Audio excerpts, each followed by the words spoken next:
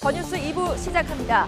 이재명 더불어민주당 대표가 지난 대선 과정에서 허위 발언을 한 혐의와 관련해 처음으로 재판에 출석했습니다. 국민의힘은 상처가 나면 도려내야 한다며 민주당을 압박했고, 민주당은 대장동 특검 법안을 발의하며 맞대응했습니다. 전당대회를 닷새 앞둔 국민의힘에서는 오늘 당대표 후보들의 마지막 TV토론회가 열립니다. 내일부터는 곧바로 당원 투표가 시작될 예정이어서 후보들 사이의 여론전이 고조되고 있습니다.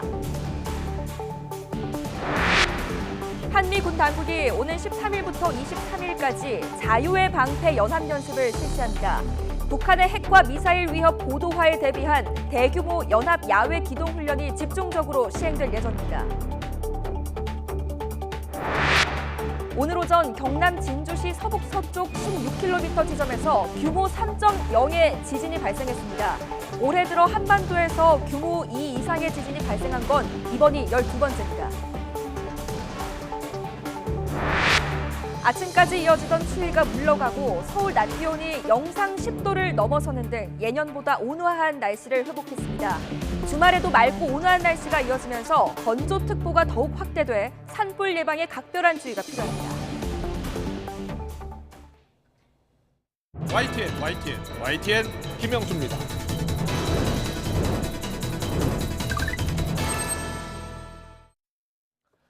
이재명 대표가 오늘 민주당 당대표가 된 이후 처음 재판에 출석했습니다. 올해 3차례 검찰 출석 때마다 미리 준비한 원고를 갖고 현 정권을 강하게 비판했던 것과 달리 오늘은 출석 때는 말없이 법정으로 향했습니다. 이 대표의 선거법 위반 혐의는 크게 두 가지입니다. 대선 때 언론 인터뷰에서 대장동 개발 실무 책임자였던 고 김문기 전 처장을 몰랐다고 한 것과 백현동 개발 특혜 의혹과 관련해 국토부 요청에 따를 수밖에 없었다고 한 대목입니다.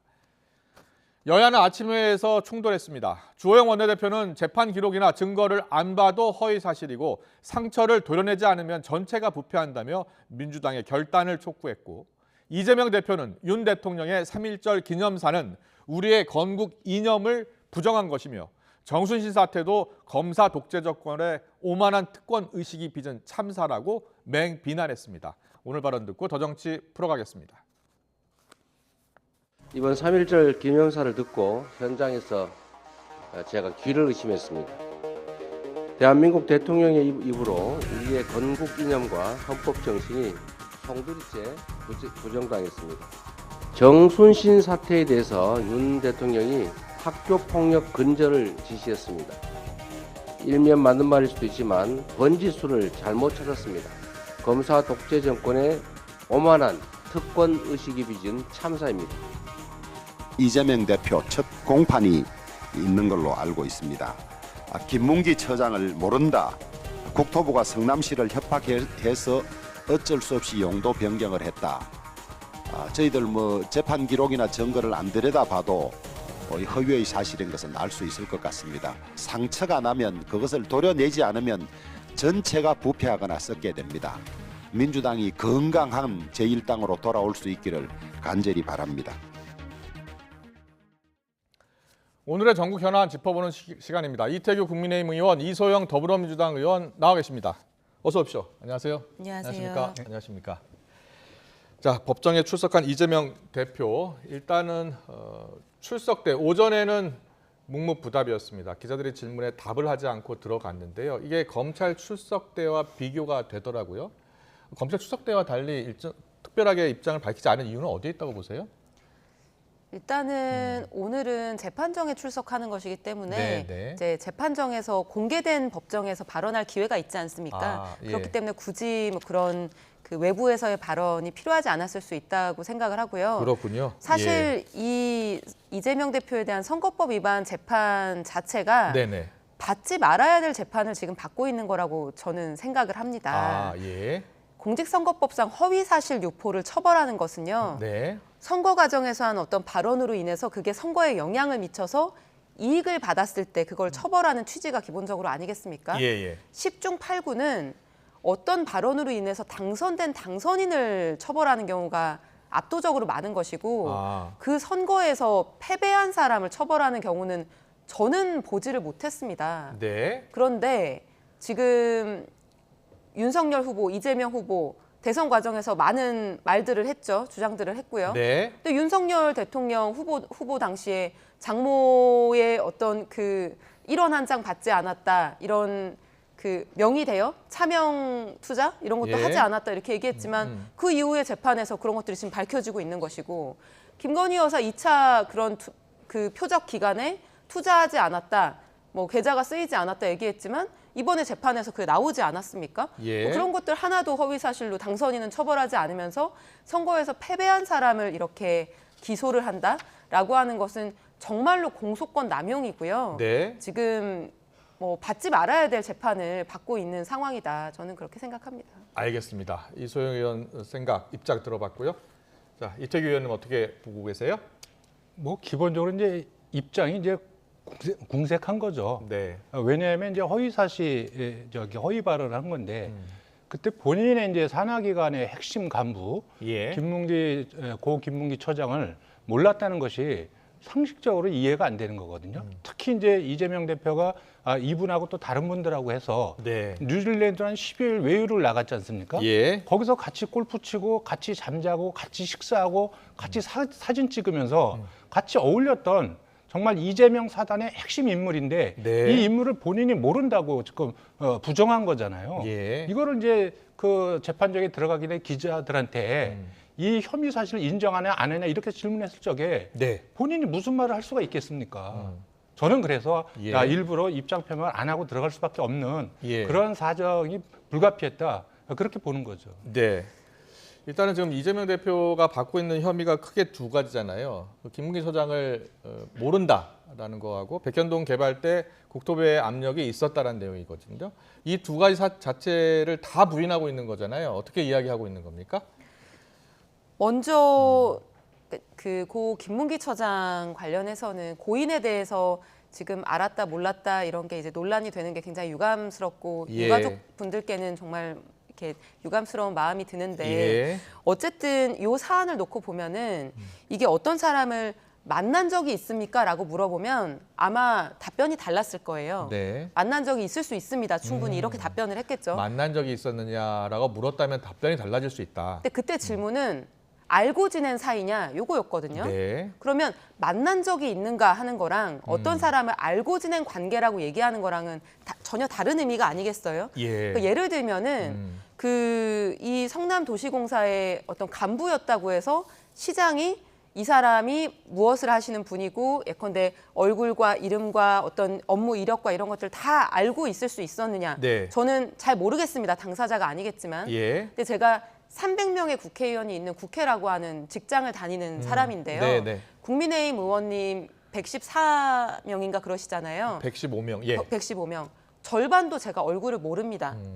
그러니까 지나가면서 봤다 싶은 분들은 있지만 그분 성함을 누가 물어보면 네. 제가 대지 못하거든요. 예. 누가 예컨대 모 국민의힘 국회의원을 아느냐라고 물어보면 만난 적은 있을 수 있을 것 같다라고 얘기하겠지만 예. 아는 사이는 저는 아니라고 얘기할 것 같아요. 그렇군요. 그런데 예. 뭐 여러 가지 포럼이나 뭐 국회 토론회에서 마주친 적은 있을 수 있는 거 아니겠어요. 네. 그러니까 저는 이런 문제라고 생각을 하고 어떤 문제를 형사처벌을 하기 위해서는 이게 허위사실 유포라고 하는 것이 주관적인 인식하고 네. 객관적인 사실이 일반적으로 차이가 날 수 있는 거 아니겠어요? 네, 기억에 의해서든 아니면 어떤 여러 가지 인식의 상황에 의해서든 그런 것들이 일정하게 차이가 나는 것은 사람으로서 당연할 수 있는 건데 그게 처벌할 만한 정도의 수준이냐 하는 것이 이제 쟁점인 거거든요. 알겠습니다. 이소영 의원께서는 이제 변호사시기 때문에 이재명 대표 변호인이 오늘 비슷한 내용으로 변론을 했습니다. 어떤 사람을 아는지 여부는 경험한 내용과 횟수로 증명할 수 있는 것은 아니다라는 입장이에요.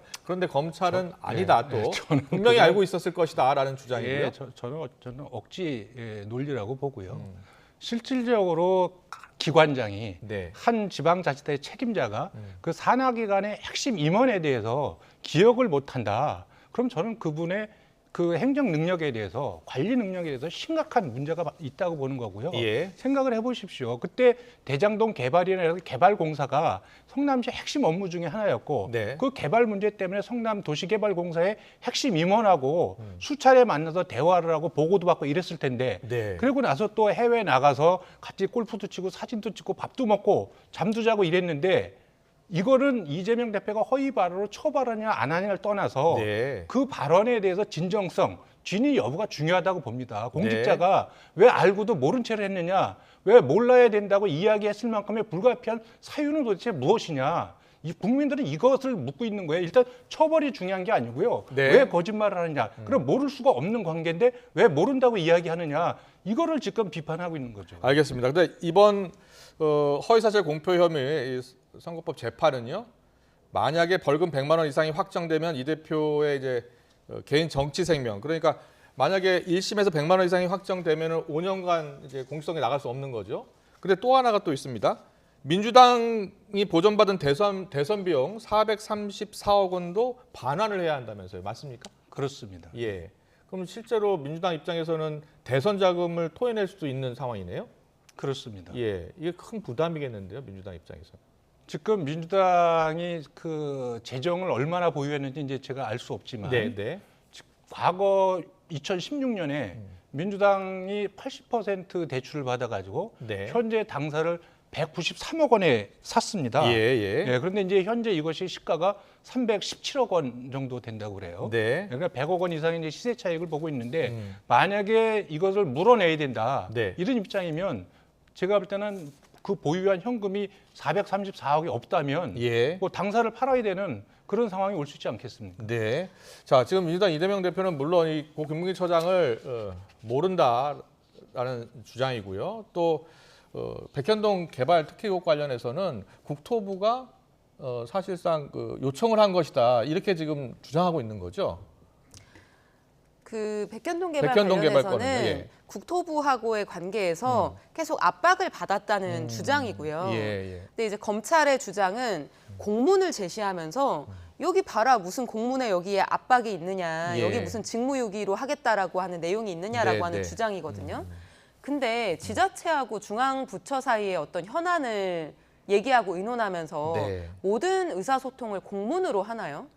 저는 그 검찰의 주장 자체, 아. 그 증거 자체가 조금 황당하다고 생각을 하고요. 공문이 아닌 다른 차원에서 압박을 받았을 가능성도 있다. 아니 무슨 뭘 설득하고 압박하면서 누가 그걸 공문으로 합니까? 예. 그 바보죠.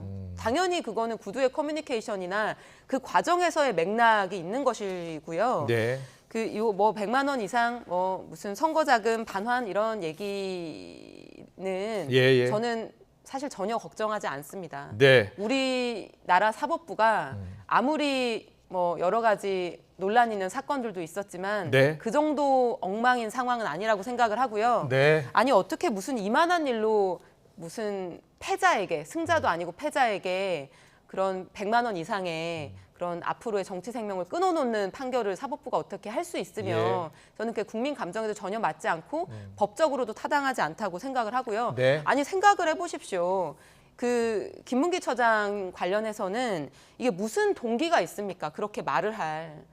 그러니까 진술은 이거였습니다. 그 당시에는 그 분을 잘 몰랐습니다. 잘 인지하지 못했고 그 이후에 나중에 대장동과 관련된 허위사실 유포 선거법 위반으로 재판을 받은 적이 있어요. 그때는 소개받아서 알고 통화도 하고 만났다는 거예요. 그럼 이거를 예전에 알았다고 하든 나중에 알았다고 하든 그 선거에 어떻게 진술하는 거랑 선거에 무슨 영향이 있나요?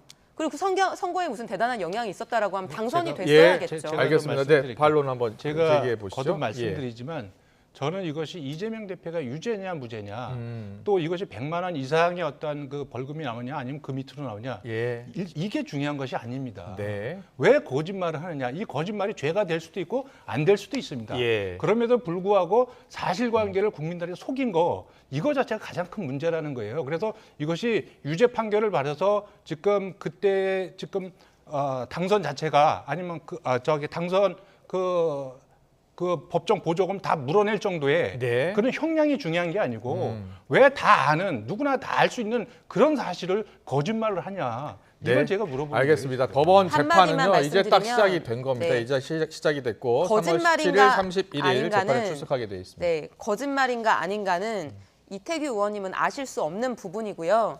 당사자가 아는 것이고 증거와 주장에 의해서 법원이 판단을 할 것입니다. 네. 지금 누구도 그렇게 단정해서 얘기할 수 없습니다.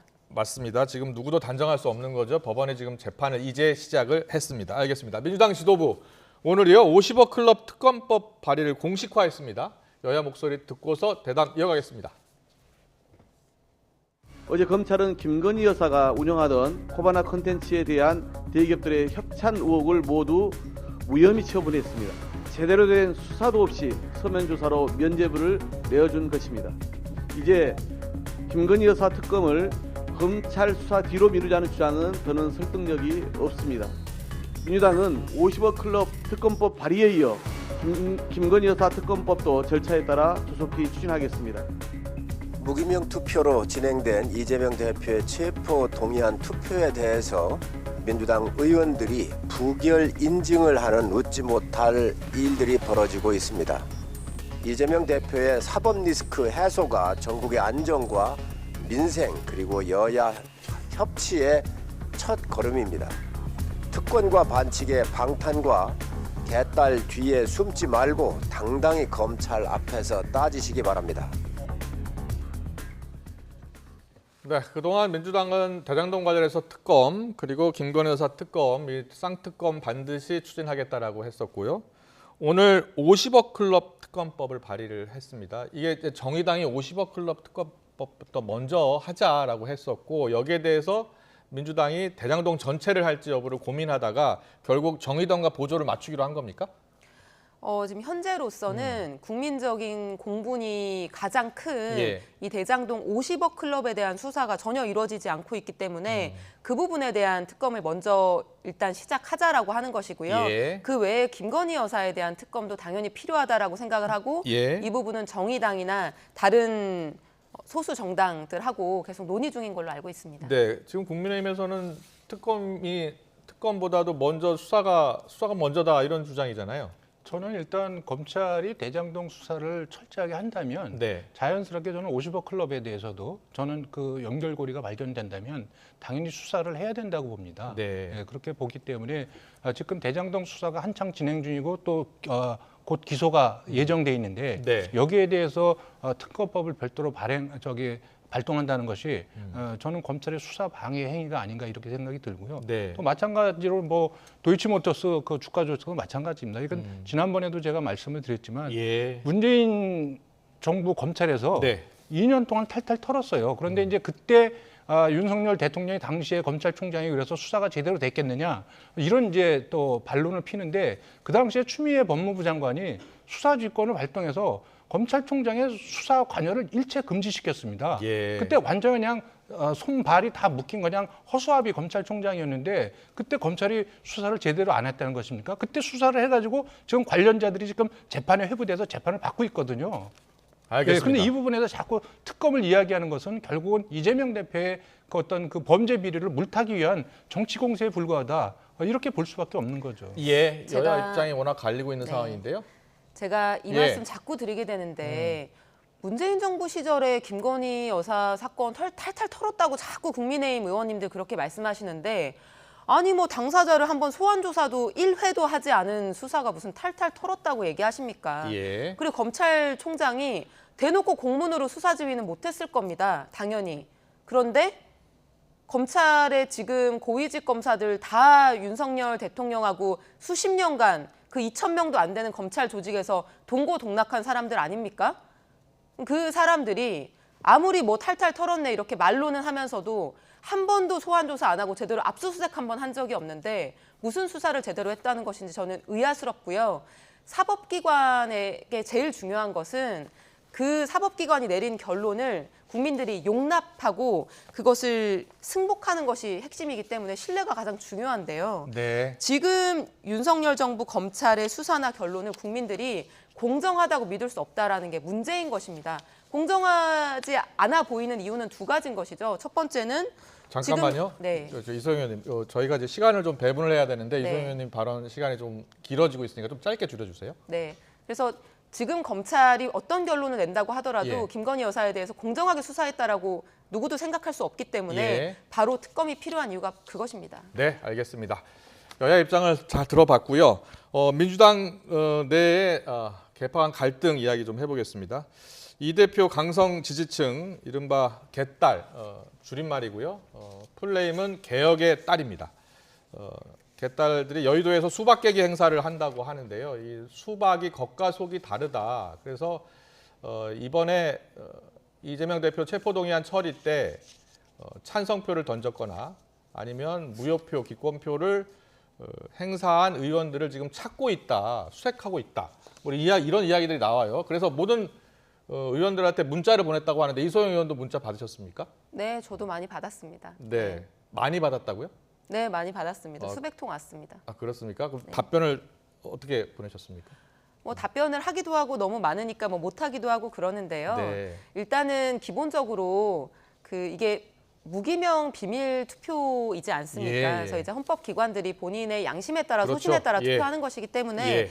사실 그것을 뭐 어떻게 투표했느냐에 따라서 공격하고 하는 거는 저는 바람직하지 않다고 생각을 합니다. 예. 그리고 지금 같은 상황에서 이게 뭐 갈등과 미움으로 해결될 수 있는 상황이 아니고 토론과 설득으로 풀어 나가야 되는 상황이라고 생각을 합니다. 지금 뭐 국민의힘에서는 체포안 관련해서 만약에 체포안이 다시 넘어오면 민주당에서는 뭐 보이콧설이 좀 있나 봐요. 그러니까 아예 투표하러 가지 않는 겁니다. 그러면은 체포동의안 처리가 가결되려면 제적의원의 과반 이상이 출석을 해야 되기 때문에 민주당이 160구석이기 때문에 출석을 하지 않으면 아예 표결 처리를 할 수 없는 상황인 겁니다. 물론 공식적으로 민주당에서는 이제 부인을 한 거죠.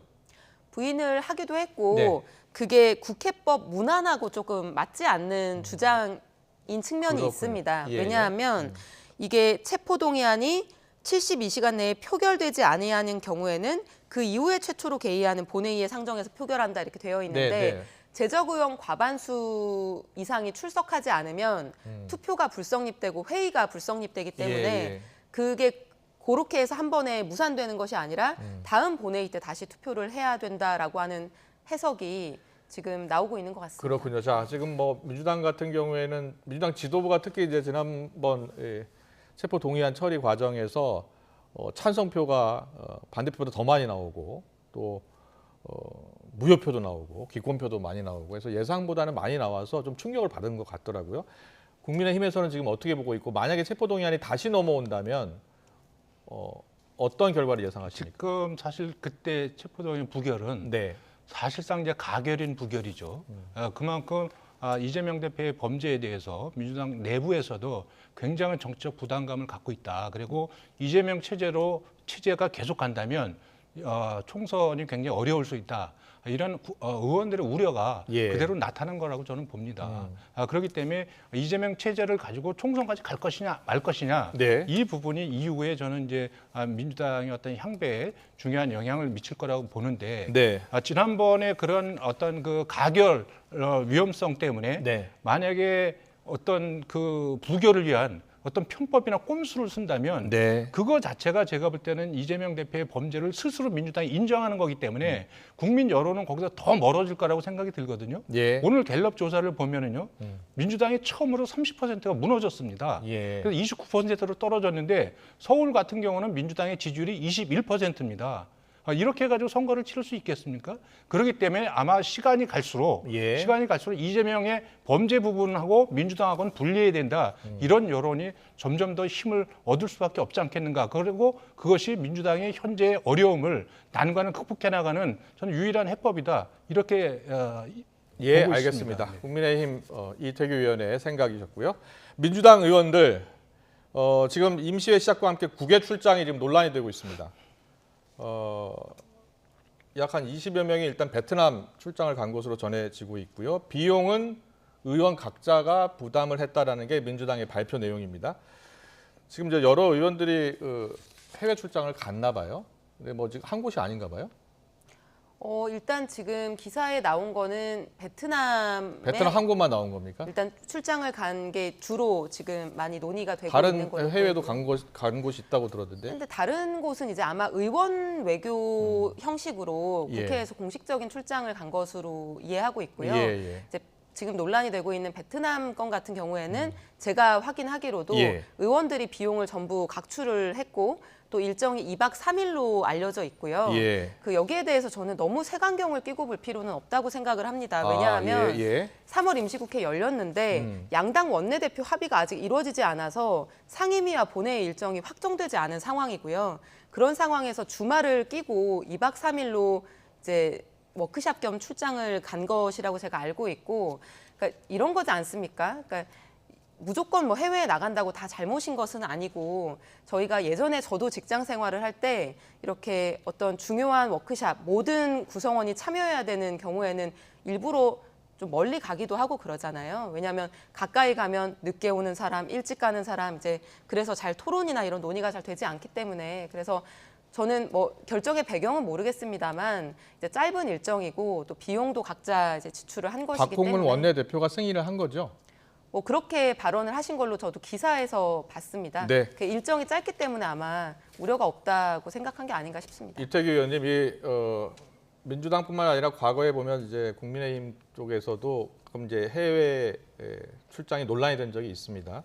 이번 민주당 의원들의 출장을 어떻게 보고 계세요? 저는 그 국외 출장에 의원들이 국익을 위해서 나갈 수 있습니다. 예. 그래서 이번에 그것 때문에 나간 의원님들 계시는데 예. 지금 문제가 되고 있는 게 금방 말씀하신 이제 베트남 워크숍인데 이게 이제 민주당 내부의 의원들이 하나의 그 모임이거든요. 아. 그 모임이 솔직히 이제 단합대회를 나간 거죠. 예. 단합대회를 나갔는데 외국으로 단합대회 나갈 수 있다고 생각을 합니다. 그렇지만 지금 민주당이 3월 임시국회를 소집하면서 그것도 3.1절을 포함해서 임시국회를 소집하면서 정말 그 중요한 임시국회라고 그렇게 이야기를 했는데 예. 해외로 나가버리면 지금 그동안에 민주당이 주장한 것이 거짓말이 되는 거거든요. 예. 그럼 이 상황의 엄중함이나 진정성이나 이걸 국민들이 도저히 느낄 수 없는 거죠. 저는 그래서 이 부분은 민주당 의원들이 굉장히 경솔하게 잘못된 처신을 하고 있다. 이렇게 지적하지 않을 수 없습니다. 알겠습니다. 이 근데 베트남 네, 3월 1일에 이제 3.1절에 개원을 했는데 왜 해외에 나갔냐라고 주장을 하고 계신데, 네. 그러니까 3월 2일 날 개원하자고 국민의힘이 주장하셨던 거잖아요. 예. 3월 2일에 나간 2박 3일 출장입니다. 그게 3.1절 개원하고 이게 무슨 관계가 네. 있습니까? 알겠습니다. 자, 민주당 의원들 해외 출장 논란 짚어봤고요. 국민의힘 상황 들어가 보겠습니다. 안철수 의원 오늘 기자회견을 가졌는데요. 1년 전 오늘이 윤석열 대통령과 단일화를 이룬 날이다라면서 기자회견을 열었습니다. 여러 배경이 있겠죠. 그리고 이준석 전 대표도 오늘 기자회견을 했습니다. 어떤 이야기를 했는지 듣고 오겠습니다. 윤석열 정부의 성공 없이 안철수의 정치적 미래는 없습니다. 그것이 저 안철수의 진심입니다. 유감스럽게도 단일화의 진정성과 역사적 의의를 부정하고 깎아내리려는 일부 세력이 있습니다. 정치가 아무리 냉혹하고 비정하다고 하더라도 어떻게 이렇게 조변석게 할 수 있는지, 그분들에게 도대체 정치란 신의도 도의도 없는 것인가? 라고 묻고 싶습니다. 그리고 누군가가 자유롭게 출마하려고 할 때마다 커다란 손이 나타나서 큰 채찍으로 때리고 그 뒤를 따라서 그걸 보고 달려든 하이에나들이 연판장으로 물어뜯으며 피선거권의 권리를 박탈하였습니다. 불현듯 떠오른 이야기가 있습니다. 아마 저만이 가지고 있는 기억이 아닐 것입니다. 우리들의 일그러진 영웅이라는 책입니다. 지금의 국민의힘에서 엄석대는 누구일까요? 그리고 엄석대 측 핵심 관계자는 어떤 사람들일까요? 네, 지금 안철수 후보, 이준석 전 대표의 기자회견 내용을 들으셨는데 안철수 후보의 발언 수위가 점점 세지고 있어요, 사실은. 대통령실이 불공정하다, 부당한 개입한다 이런 주장도 폈고요. 오늘은 1년 전 공동정부 같이 하자라고 했었던 그때를 기념한다라고 하면서 기자회견을 열었거든요. 어떤 전략이 숨어 있을까요? 일단 뭐 안 대표 그 기자회견 내용을 보면 네. 일단 윤석열 대통령의 성공을 본인이 진심으로 바라고 있고 네. 그것이 곧 단일화의 성공을 의미한다고 하는 의미 부여를 하고 있는 거고요. 예. 그리고 이제 지난 대선이 사실 그 0.7% 예. 그리고 한 24만 표 정도를 박빙으로 이겼지 않습니까? 네네. 그 당시에 이제 단일화가 없었다면 사실 정권 교체가 쉽지 않았을 거라는 것은 다 일반인들이 다 거기서 공감하는 내용이거든요. 예. 그래서 오늘이 이제 단일화 1주년을 맞아서 또 지금 이제 전당대 시점이기 때문에 예. 그때 안철수 대표가 했던 결단, 노력, 진정성 이 부분들을 좀 인정해 달라. 예. 그리고 나한테 좀 표를 달라. 이렇게 아마 당원들을 본 이게 당원들 투표에 도움이 될 것으로 보세요? 뭐 그건 이제 판단하기 나름이겠지만 네. 그래도 안철수 대표가 그때 단일화를 했기 때문에 우리가 정권 교체를 했잖아. 예. 그러니까 안철수 대표한테 한번 기회를 줘야지 뭐 이렇게 생각하는 당원들이 계시지 않겠는가 이렇게 생각을 알겠습니다. 합니다. 이소영 의원께는 이준석 전 대표의 오늘 기자회견 내용 어떻게 들으셨어요? 저는 참 이준석 대표가 비유 하나는 항상 참 잘한다 이렇게 생각을 하는데요. 예. 그 오늘 우리들의 일그러진 영웅이라고 하는 소설 예. 이제 내용을 인용하면서 윤석열 대통령과 소위 이제 윤핵관이라고 하는 분들이 굉장히 무도하고 부당하고 공정하지 못하다라고 하는 것을 이제 비유적으로 설명을 했더라고요. 예. 대체로는 일반적인 국민들이 볼 때 공감이 가는 내용이 아니었나 싶습니다. 네, 알겠습니다. 오늘 정치권 이슈는 여기까지 듣겠습니다. 지금까지 이태규 국민의힘 의원, 이소영 민주당 의원과 함께했습니다. 잘 들었습니다. 고맙습니다. 감사합니다. 수고하셨습니다.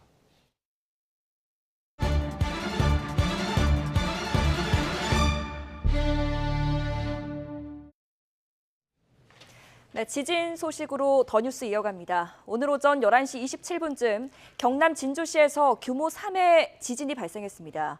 이번 지진의 진앙은 경남 진주시 서북서쪽 16km, 주소로는 진주시 수곡면 4공리로 진원의 깊이는 8km입니다. 이번 지진으로 경남과 전남, 전북 지역에서 진도 2에서 4 정도의 흔들림이 감지됐지만 별다른 피해는 없는 것으로 보입니다. 이번 지진을 포함해 올해 한반도에서 발생한 지진은 모두 12차례로 경남 진주에서 발생한 이번 지진은 지난 1월 인천 강화에서 발생한 규모 3.7 지진에 이어 두 번째로 강한 규모입니다. 한미 군 당국은 오는 13일부터 23일까지 자유의 방패 연합 연습을 실시한다고 밝혔습니다. 한미는 오늘 공동 브리핑에서 북한의 핵미사일 고도화는 물론 최근에 변화하는 위협과 또 달라진 안보 환경을 반영해서 동맹의 대응 능력을 한층 더 강화할 것이라며 이같이 밝혔습니다. 이를 위해 연대급 이상 쌍용 연합 상륙 훈련과 연합 특수작전 훈련 등 20여 개 훈련을 집중적으로 진행하는 등 연합 야외 기동 훈련을 과거 독수리 훈련 이상 수준으로 확대해서 실시할 계획입니다. 앞서 북한은 지난달 중순 한미가 예고했던 연합훈련을 실행에 옮기면 지금까지 보지 못했던 전례 없는 강력한 대응에 직면하게 될 것이라고 위협했습니다. 양국 군은 북한의 도발 가능성에 대비해 대북 감시 경계 태세를 격상 강화한 가운데 훈련을 시행할 것으로 알려졌습니다. 최근 국내에서 자체 핵무장 여론이 높아지는 등 미국 해구산의 신뢰가 흔들리고 있다는 진단에 한미 두 나라가 확장 억제 실행력을 강화하는 방안을 마련하고 있습니다. 워싱턴에서 권준기 특파원이 보도합니다. 일라이 라트너 미 국방부 인도태평양 안보 담당 차관보는 한미 두 나라가 확장 억제 강화를 위한 새로운 협의 메커니즘을 논의하고 있다고 말했습니다. 한국에서 미국 확장 억제 신뢰가 전반적으로 약화하고 있다는 지적에 대한 답변으로 확장 억제 기획과 운용 등 각 단계에서 한국의 이해를 높이기 위한 것이라고 설명했습니다. New consultative mechanisms to get after some of the issues that we know are really important to Seoul, which is to better understand our strategic operations and planning and thinking. 라트너 차관보는 지난 몇 달 동안 한미 동맹과 미국의 확장 억제 요소를 강화하는 데 집중하고 있다며 일부의 경우 전례 없는 방식으로 이루어지고 있다고 강조했습니다. 한반도 전략자산 전개와 실사격 훈련 재개, 확장 억제 수단 운용 연습 등을 구체적인 사례로 제시했습니다. 그러면서 한미가 마련 중인 새 메커니즘은 북한 김정은이 핵무기를 사용하지 못하게 하는 것이 목표라는 점을 분명히 했습니다. It's not to deter Kim Jong-un from killing a bunch of fish with his missiles. And we're focused on ensuring that, again, Kim Jong-un doesn't take risks that go way beyond his capacity. 이런 가운데 북한은 유엔 무대에서 결코 핵을 포기하지 않겠다는 입장을 되풀이했습니다. 주용철 주 제네바 북한 대표부 참사관은 유엔 군축회의에서 비핵화를 전제로 한 어떠한 협상에도 응하지 않을 것이라며 이같이 말했습니다. 핵과 미사일 도발 중단을 촉구하는 목소리에 반론권을 행사하겠다며 꺼낸 말로 탄도미사일 발사와 핵 개발을 한미 연합훈련에 대항하는 정당한 자위권 행사라고 주장한 겁니다.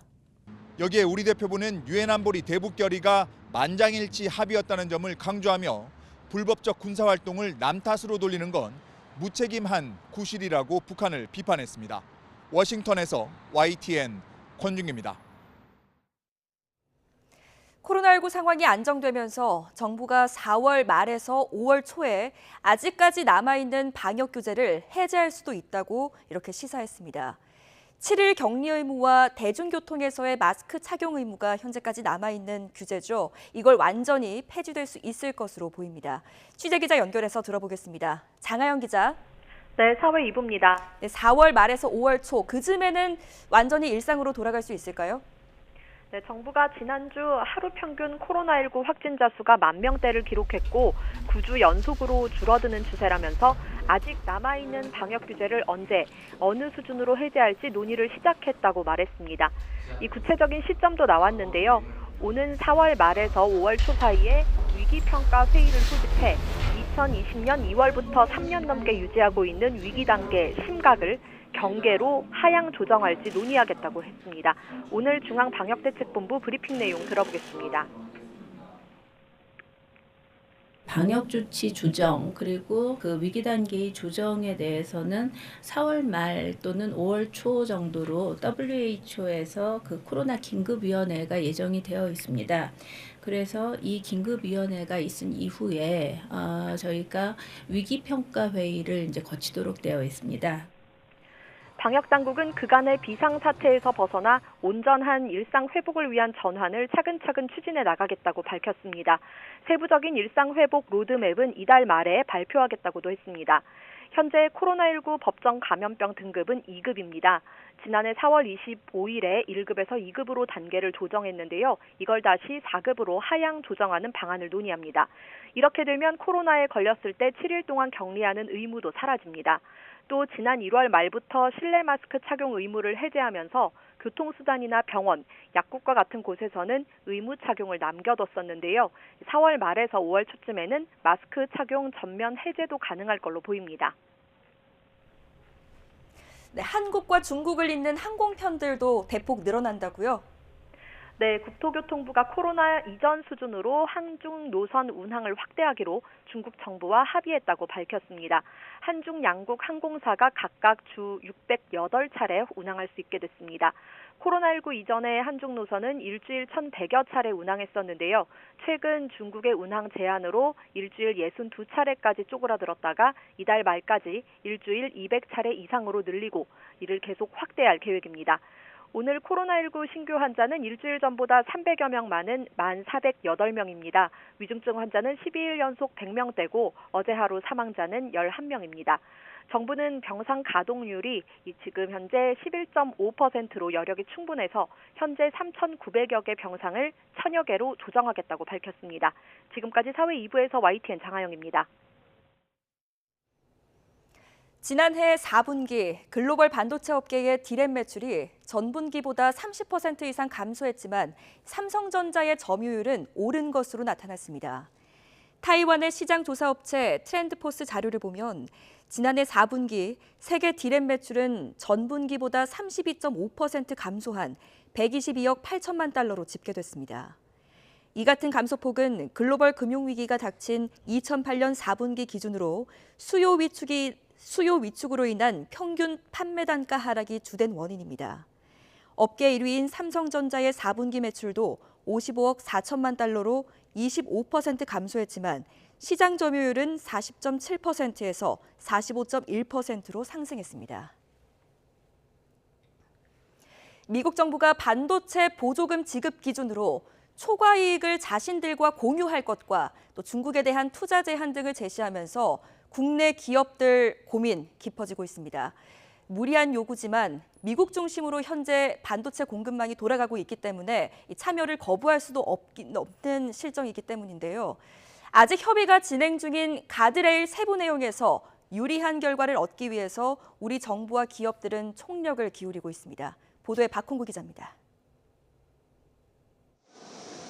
미국 반도체법의 최우선 목표는 세계 주요 기업들이 반도체 제조 설비를 미국에 짓게 해 안정적인 공급망을 구축하겠다는 것입니다. 이를 위해 보조금을 지급하겠다면서도 기업들이 받아들이기 힘든 심사 기준을 제시했습니다. 기업은 반도체 투자 계획을 밝히고 수익 전망치를 제출해야 하는데 보조금을 1억 5천만 달러 이상 받는 기업은 초과 수익 일부를 미국 정부와 공유해야 합니다. 미국 정부가 우리 기업의 회계 장부까지 들여다보겠다는 얘기입니다. 또 국방 안보 분야에 첨단 반도체를 우선 공급한다는 조항도 있습니다. 무리한 요구지만 보조금을 신청하지 않을 경우 미국 중심의 반도체 공급망에서 벗어나겠다는 의미로 해석될 수 있어 우리 기업들로서는 어쩔 수 없는 상황입니다. 보조금을 신청하지 않겠다라고 한다는 말은 우리는 미국 상무부의 뜻에 따르지 않겠다라는 거고, 그게 이제 오히려 그 다음에 규제라든지 제재 대상이 될 수도 있는 거고, 그런 부분을 보면은 뭐 물류료 여자먹기로라도 신청을 해야 되지 않겠나. 더 큰 문제는 보조금을 받으면 중국에 10년간 신규 투자를 할 수 없다는 가드레일 규정입니다. 이 규정의 세부 내용을 놓고 우리 정부와 기업은 현재 미국 측과 협의 중인데 이달 중에 내용이 확정될 예정입니다. 이미 대규모 미국 투자 계획을 밝힌 삼성전자와 SK하이닉스는 중국에서도 메모리 반도체 공장을 운영하고 있어 이들 공장에 대한 후속 투자가 어려워질 수 있습니다. 이와 관련해 정부 관계자는 미국도 우리 입장을 잘 알고 있다며 이를 어떻게 반영할지 면밀히 살펴보는 중이라고 말했습니다. 미국이 반도체 지적재산권과 생산장비 공급망을 장악하고 있어 우리에겐 선택의 여지가 별로 없지만 중국은 여전히 우리 반도체의 최대 고객입니다. 인공지능 기술 발달로 반도체의 중요성이 새삼 강조되는 시점에 미중 간 반도체 패권 다툼 속에서 묘수 찾기가 쉽지 않아 보입니다. YTN 박홍구입니다. 음주운전으로 수배를 받던 20대가 무면허 상태로 차를 몰다가 보행자를 치어 숨지게 해 경찰에 붙잡혔습니다. 인천 중부경찰서는 어제 교통사고 처리법상 치사 혐의로 20대 남성 A씨를 체포해 조사하고 있습니다. A씨는 어제 저녁 7시 50분쯤 인천 항동에서 차를 몰다가 보행신호에 횡단보도를 건너던 40대 남성을 치어 숨지게 한 혐의를 받고 있습니다. 경찰 조사 결과 A씨는 지난해 음주운전을 해서 면허가 취소되고 벌금 700만 원을 선고받았지만 벌금을 내지 않아서 어제부터 검찰이 수배를 내린 상태였습니다.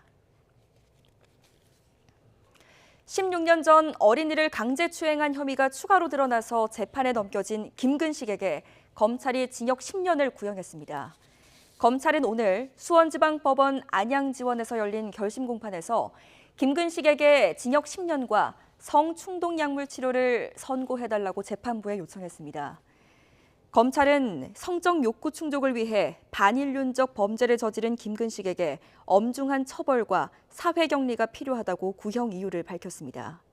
이에 김근식의 변호인은 이미 처벌받은 사건들과 함께 재판받았으면 형량이 미비했을 것이라는 점 등을 고려해야 한다고 반박했습니다. 앞서 김근식은 수도권에서 미성년자 11명을 성폭행한 혐의로 징역 15년을 복역한 뒤 지난해 10월에 출소할 예정이었지만 다시 구속된 뒤 16년 전 어린이를 강제추행한 혐의가 추가로 드러나서 기소됐습니다. 김근식에 대한 선고 공판은 오는 31일 진행됩니다. 검찰이 김건희 여사가 운영해왔던 전시기획사 코바나 콘텐츠에 대한 대기업의 협찬은 정당했다 이렇게 결론 내렸습니다. 하지만 검찰은 성남FC에 들어간 후원금과 조국 전 장관의 딸이 받은 장학금을 바라보는 시각은 다른데요. 구체적으로 어떻게 다른 건지 김다연 기자가 짚어봤습니다. 검찰은 김건희 여사의 전시기획사 코바나 콘텐츠가 받은 대기업 협찬금은 뇌물이 아니라고 결론지었습니다. 반면 이재명 민주당 대표가 구단주로 있던 성남FC에 대한 기업 후원금은 뇌물이라고 의심하고 있습니다. 차이는 협찬이냐 후원이냐 하는 용어의 문제가 아니라 부정한 청탁과 대가성 유무입니다. 성남FC 후원금은 이 대표가 건축 인허가나 땅 매각 같은 기업들의 민원을 해결해주는 대가였지만 코바나 컨텐츠 협찬금은 통상적인 마케팅 계약에 따른 지급이었던 겁니다. 하지만 코바나 컨텐츠 협찬 기업 가운데는 검찰의 수사 대상이었던 곳도 있었고 윤석열 대통령은 당시 서울중앙지검장 검찰총장이었습니다. 암묵적 청탁 가능성에 대해 검찰 관계자는 협찬 업체에 대한 구체적인 수사 경과나 처리 경위를 확인했지만 부정한 정황은 없었다고 일축했습니다. 검찰은 청탁금지법 위반도 해당 사항이 아니라고 판단했습니다. 청탁금지법은 대가성을 떠나 공직자가 돈을 받기만 해도 처벌하는 조항으로 검찰이 조국 전 장관에게 적용했던 혐의입니다. 지난달 1심 재판부는 검찰 주장을 받아들여 조 전 장관 딸이 받은 장학금은 조 전 장관과 우호적 관계를 유지하기 위한 목적으로 제공된 거로 보고 유죄를 인정했습니다. 조 전 장관 딸이 받은 장학금 600만 원은 부정한 금품이고 윤 대통령 부인의 회사가 받은 돈은 통상적인 협찬금인 이유, 검찰이 정당성에 대한 판단을 달리했기 때문입니다. 수사팀 설명을 빌리자면 조 전 장관 딸의 장학금은 정당한 권한이 없는 교수가 편법으로 혜택을 준 거였지만 코바나 컨텐츠에 대한 협찬금은 정당한 계약에 따라 이뤄져 청탁금지법상 수수가 아니라는 겁니다. 검찰은 필요한 수사를 적극적으로 했다는 입장인데 비슷한 구조를 띈 사건들과 배치되는 검찰의 판단은 형평성 지적을 낳고 있습니다. 특히 검찰은 김 여사에 대해 소환 조사 대신 서면 조사만 2차례 진행하고 휴대전화 등을 분석하기 위한 강제 수사는 전혀 진행하지 않았습니다. 협찬 의혹을 고발했던 시민단체는 항고나 재정신청 등 이의제기 절차를 밟겠다고 밝혔습니다. YTN 김다연입니다. 학교폭력 피해자의 30% 이상이 피해 사실을 알리고도 문제가 해결되지 않은 것으로 조사됐습니다. 한국교육개발원이 낸 2022년 1차 학교폭력 실태조사 분석 보고서를 보면 초중고 학생 321만여 명을 조사한 결과 1.7%인 5만 3천여 명이 피해를 입었다고 응답했습니다. 해결되지 않았다라는 응답률이 가장 높은 피해 유형은 언어폭력으로 신고 학생 3만 9천여 명 가운데 35.3%가 해결되지 않았다고 답했습니다. 금품 갈취와 또 성폭력도 미해결이라는 답변이 각각 33%와 32.8%였습니다. 학교폭력 피해 사실을 알리는 학생들은 90.8%로 초등학생이 가장 적었고 고등학생이 가장 많았습니다.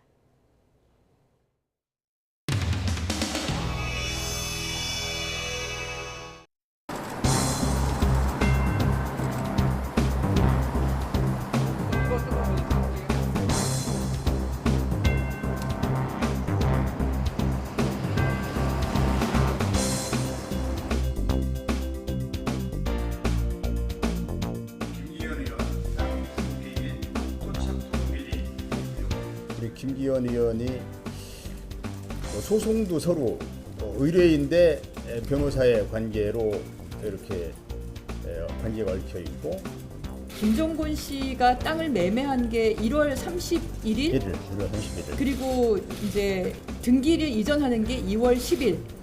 근데 2월 11일에 그걸 다시 또 김기현 당시 변호사에게 그 땅을 매매해요.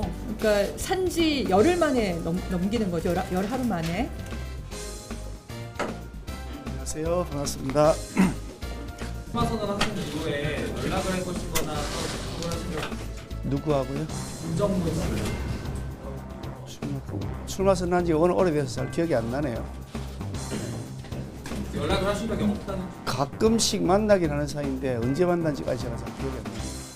최근에 만난 적은 없습니다.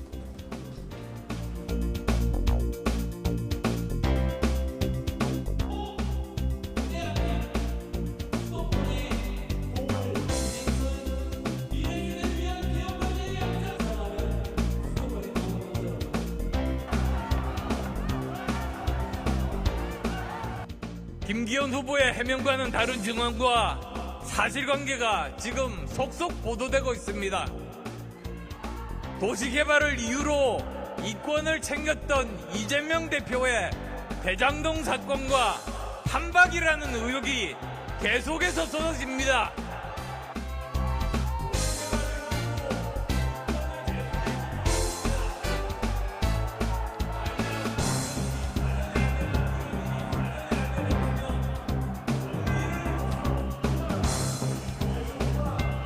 오늘 울산시장이 기자회견을 했습니다. 김기현의 땅 밑으로 터널 다 지나간대요. 그 터널을 지나가도록 최종 확정한 사람이 민주당 송철호 시장이 확정했대요.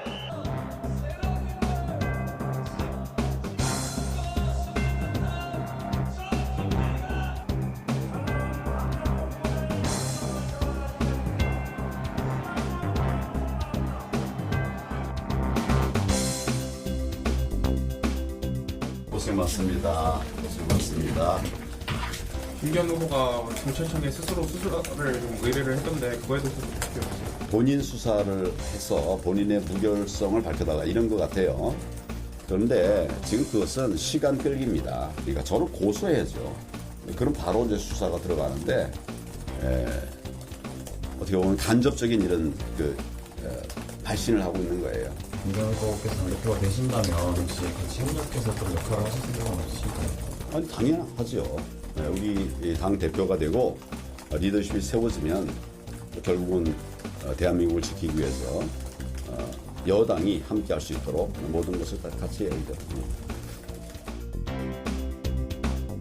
근데 아마 그럴 일이 없지 않을까요?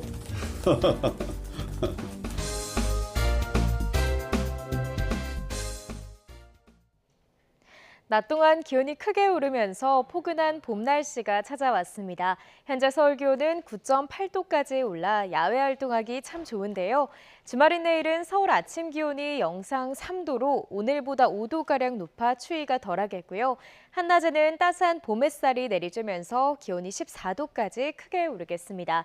다만 일교차가 크게 벌어지는 만큼 옷차림에 유의해 주시기 바랍니다. 연일 맑은 날씨가 이어지면서 대기는 점점 더 메말라가고 있습니다. 특히 강원 산간에는 고온 건조한 바람, 양간지풍까지 불면서 산불이 비상인데요. 주말을 맞아 산행 계획하신다면 불씨 관리에 만전을 기해 주시기 바랍니다. 또 오늘 늦은 오후부터 중국발 스모그가 유입되고 대기가 정체되면서 내일은 중부와 영남 지방을 중심으로 초미세먼지 농도가 짙게 나타나겠습니다. 내일 아침 기온은 오늘보다 4에서 5도가량 높겠습니다. 내일 서울 아침 기온 영상 3도, 대전 0도, 대구는 2도가 예상됩니다.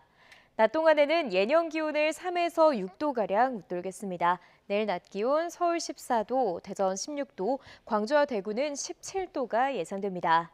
휴일인 모레도 따뜻한 봄 날씨가 이어지겠지만 공기가 탁한 곳이 많겠고요. 일교차가 10도 이상 크게 벌어질 전망입니다. 지금까지 날씨 정보였습니다. 네, 이슈를 더 쉽게 전해드리는 더 뉴스 다음 주에 더 준비하겠습니다. 네, 잠시 후에는 뉴스큐가 방송됩니다. 시청해주신 여러분 고맙습니다.